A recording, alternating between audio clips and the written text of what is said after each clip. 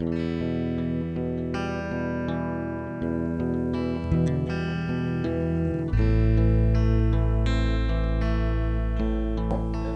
I was born in July of 18th of 27. I had a brother and sister that was born at Grandpa's place.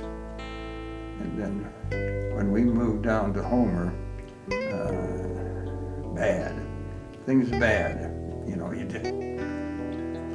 some people think it's bad, but people didn't have no money. You never locked your doors because there's nothing to steal. Moved to Homer, Nebraska, and a little acreage down there. And my uncle lived down there, Carl Lieber, and we dried out that year and got nothing, zero. And so he had some calves, I know he sold them. And winter come, he worked for a feeder. He rode a mule to work. It was cold. And then the thing was so hard up back then, they had a WPA. And Dad got a job that summer working on that. And he used a pickaxe in the bluffs there by Homer and chopped that shale out of the bluffs. And they put it in the scoop of the truck, and then they took and had other neighbors, they scooped it up, put it in the truck, then they scattered it on the roads.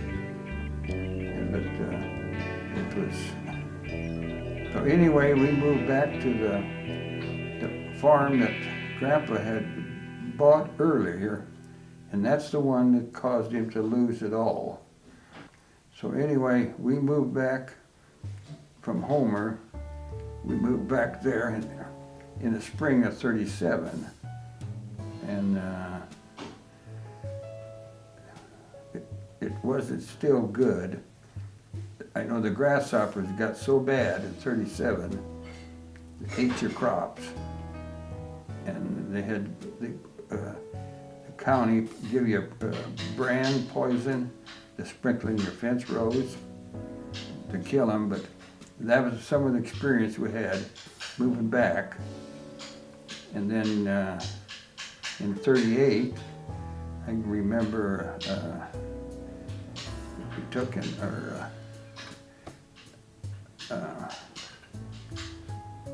that night Dad had cut some of his barley.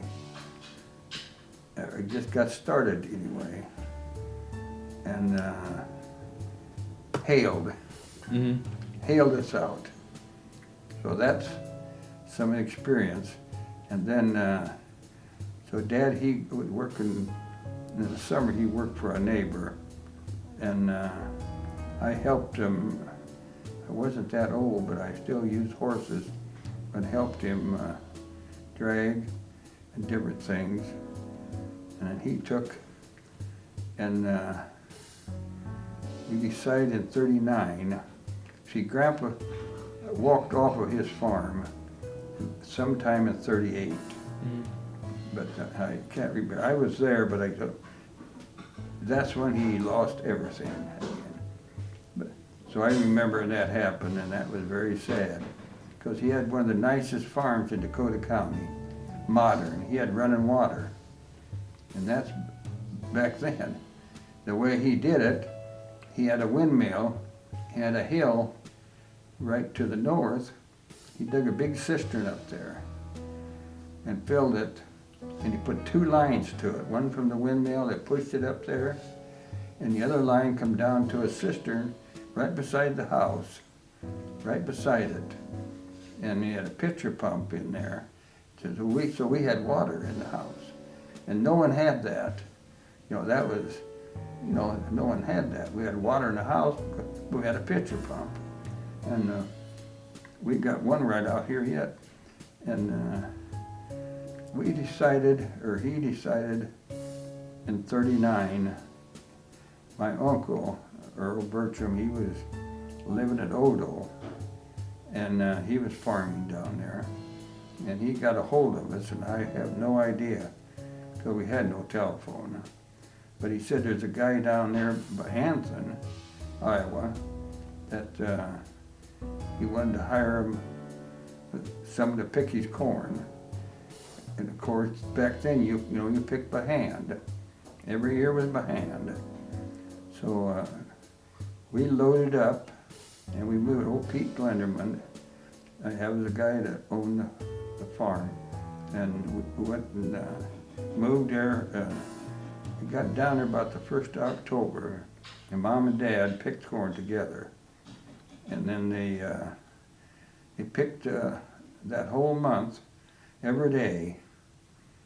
And then when they got it picked it, and at that time, they was getting 2.5 cents a bushel for picking it. That spring, we moved back to Sioux City and got the heck out of there, because when Dad went to settle up, he was kind of an ornery bugger. It was 30, just say 3,400. It was right in that area, 3,400 bushel.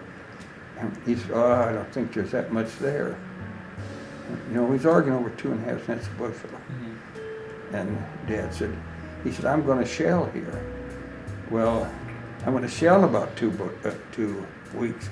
And Dad said, "Well, that's all right." And this old Pete Blenderman, his son-in-law, he run the elevator in Anson. So as soon as they get done shelling, Dad went right in there. See how many bushels there was there. There was more than they had figured when they picked by hand.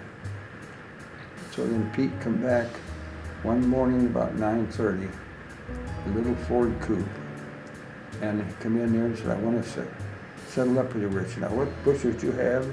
"No, Dad said, we're going to go to Sheller. That's the bushel we're going." And he said that was 2 cents. Dad didn't get mad very often. He picked a chair up. And he told him it was 2.5 cents.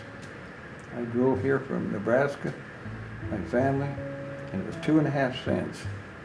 And that's, you're going to pay, or this chair is going right over your head. And old Pete had long whiskers, He got it right. Okay. It's a little over $100.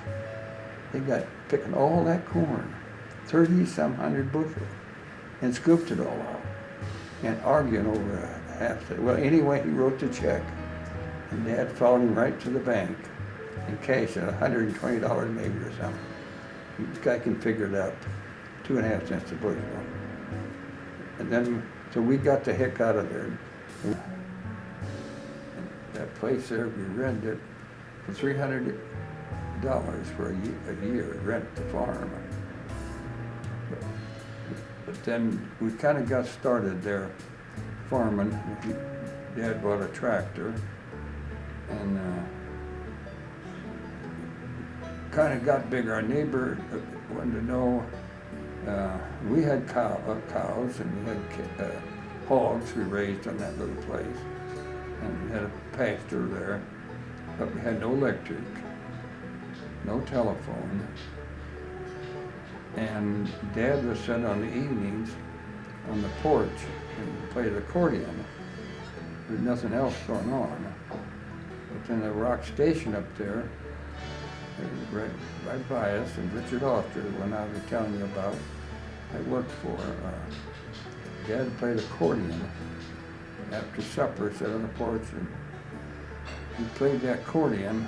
And one night, my mother just got some baby chicks. And we had a brooder house real close to the house.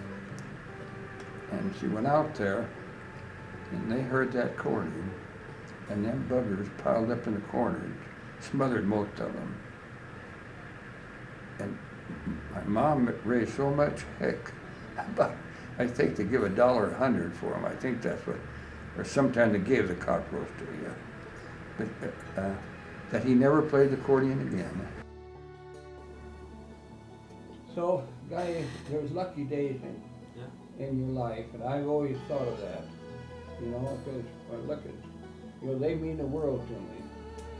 You know, and kids, you know, that's very important. You know, that's what, very many people has got that many kids. And they're all, them little gals up there, they think the world of us. She, when they first met them, they come in there and she'll always run up to me and grab my leg. Debbie? Mm-hmm. She'll always run up and grab my leg. And we think a lot of them. We moved on 20 in Delaware. Well, we was there, I think, about 15 years on that farm. Then we got in the farm and tractors and corn pickers and combine, and then I got married in 55 and moved up to Hinton, and then we moved from there to where we're living now. Been here a good 60 years on this farm.